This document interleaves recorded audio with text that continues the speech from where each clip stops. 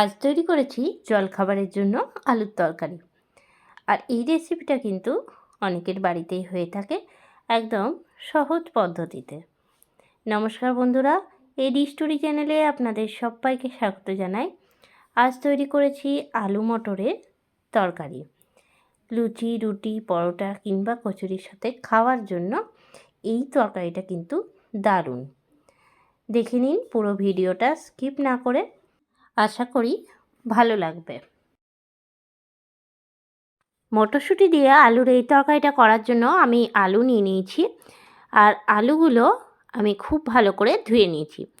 আর এই তরকারিটা কিন্তু আমি নতুন আলু দিয়ে করছি। আর খোসাটা কিন্তু সমেত করব।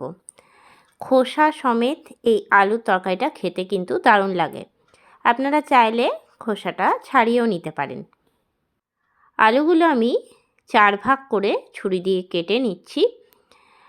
আলুটা কাটার আগে খুব ভালো করে 2 থেকে 3 বার পরিষ্কার করে ধুয়ে নিয়েছি।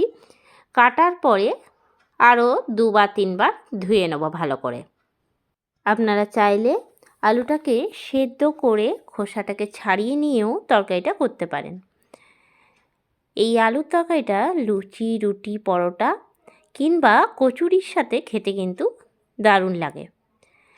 কিছু কিছু মিষ্টির দোকানে ঠিক এই রকমই আলুর তরকারি তৈরি হয়, আর খেতে কিন্তু দারুণ লাগে। আলুটা কেটে নেওয়ার পরে আমি আলুটা ভালো করে ধুয়ে নিচ্ছি।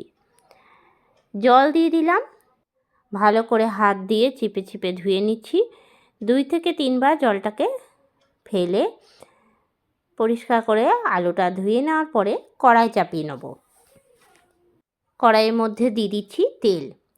আমি এখানে 3 চামচের মতন দিলাম সর্ষের তেল। তেলটা খুব ভালো করে গরম করে নেব। তেল থেকে ধোঁয়া উঠলে তেলের মধ্যে দিয়ে দিচ্ছি আগে থেকে কেটে রাখা আলুটা। আলুটা তেলের মধ্যে প্রথমে ভেজে নিচ্ছি হালকা করে।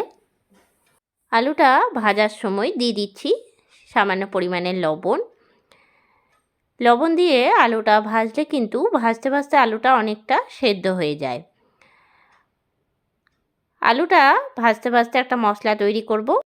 মশলাটা তৈরি করার জন্য মিক্সিং জার নিয়ে নিয়েছি। আর এর মধ্যে দিয়ে দিলাম কয়েক টুকরো আদা, দিয়ে দিলাম 2টো পাকা টমেটো, আর দিয়ে দিলাম 4টে কাঁচা লঙ্কা। সামান্য জল দিয়ে মিহি পেস্ট তৈরি করে নিচ্ছি।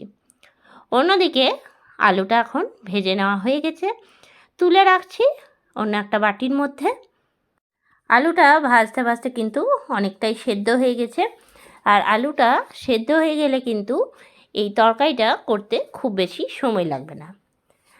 সব আলুটা তুলে নেওয়া হয়ে গেলে ওই কড়াইয়ের মধ্যেই দিয়ে দিচ্ছি সামান্য পরিমাণে তেল। আরও 3 চামচের মতন দিয়ে দিলাম সর্ষের তেল। তেলটা ভালো করে গরম হয়ে গেলে এর মধ্যে ফোড়নে দিয়ে দিচ্ছি গোটা জিরে 1/2 চামচ, আর দিয়ে দিচ্ছি একটা শুকনো লঙ্কা। ফোড়নটা ভালো মতন রেডি হয়ে গেলে কড়াইয়ের মধ্যে দিয়ে দিচ্ছি মিক্সিং জারে বেটে রাখা মশলাটা। দিয়েছি টমেটো, আদা আর কাঁচা লঙ্কা। ভালো করে মিশিয়ে নিচ্ছি। গ্যাসের ফ্লেমটা লো টু মিডিয়ামে রেখে সমানে কষিয়ে নিতে হবে যতক্ষণ না টমেটোর কাঁচা গন্ধটা যায়। দিয়ে দিচ্ছি 1/2 চামচের মতন হলুদের গুঁড়ো, দিয়ে দেবো ধনে গুঁড়ো 1/2 চামচ, দিয়ে দিচ্ছি জিরে গুঁড়ো 1/2 চামচ, আর দিচ্ছি কাশ্মীরি লঙ্কার গুঁড়ো 1 চামচ। সব কিছু দিয়ে নিয়ে ভালো করে নাড়াচাড়া দিয়ে মশলাটা কষিয়ে নিচ্ছি যতক্ষণ না মশলার থেকে তেল ছাড়ে। যখন মশলাটা একদম টানটান হয়ে আসবে দিয়ে দেবো সামান্য করে জল। জল দিয়ে দিয়ে মশলাটাকে কষিয়ে নিচ্ছি। 5 থেকে 10 মিনিট মশলাটাকে ভালো করে কষিয়ে নেওয়ার পরে দিয়ে দেবো ভেজে রাখা আলুটা। আলুটা দিয়ে আরও কিছুক্ষণ নাড়াচাড়া দিয়ে নেব। গ্যাসের ফ্লেমটা লো টু মিডিয়ামে রেখে সমানে নাড়িয়ে নিচ্ছি। 5 থেকে 7 মিনিট আলুটা কষিয়ে নেওয়ার পরে দিয়ে দিচ্ছি এর মধ্যে মটরশুঁটি। আমি এখানে 100 গ্রামের মতন মটরশুঁটি দিলাম। মটরশুঁটিটা দিয়ে ভালো করে আবারও নাড়িয়ে নিচ্ছি। 5 থেকে 7 মিনিট নাড়াচাড়া করে নেওয়ার পরে দিয়ে দেবো এর মধ্যে জল। আমি এখানে গরম জল দিচ্ছি।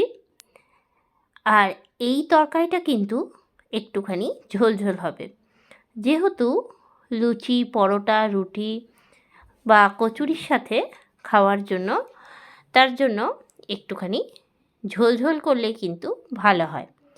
সেজন্য আমি জলের পরিমাণটা একটুখানি বেশি দিলাম। 4-5টা ভালো করে নাড়াচাড়া দিয়ে দেবো ঢাকা। তার আগে দিয়ে দিচ্ছি আন্দাজ মতন লবণ। লবণটা দিয়ে ভালো করে 4-5টা নাড়িয়ে নিয়ে দিয়ে দিচ্ছি একটা চাপা ঢাকা। 5 মিনিট পরে ফিরে আসছি। 5 থেকে 7 মিনিট পরে ঢাকনাটা খুলে নিলাম। আর এখন কিন্তু আলুর তরকারিটা খুব ভালো করে ফুটে উঠেছে। আলু মটরশুঁটি একদম ভালো মতন সেদ্ধ হয়ে গেছে। খুন্তি দিয়ে একটুখানি আলুগুলো ম্যাশ করে নিচ্ছি, যেহেতু আলুর তরকারি। ম্যাশ করা হয়ে গেলে দিয়ে দেবো এর মধ্যে 1 চামচ চিনি। চিনিটা দিয়ে ভালো করে নাড়িয়ে নিচ্ছি। একটুখানি মিষ্টি মিষ্টি হলে খেতে কিন্তু খুবই ভালো লাগে।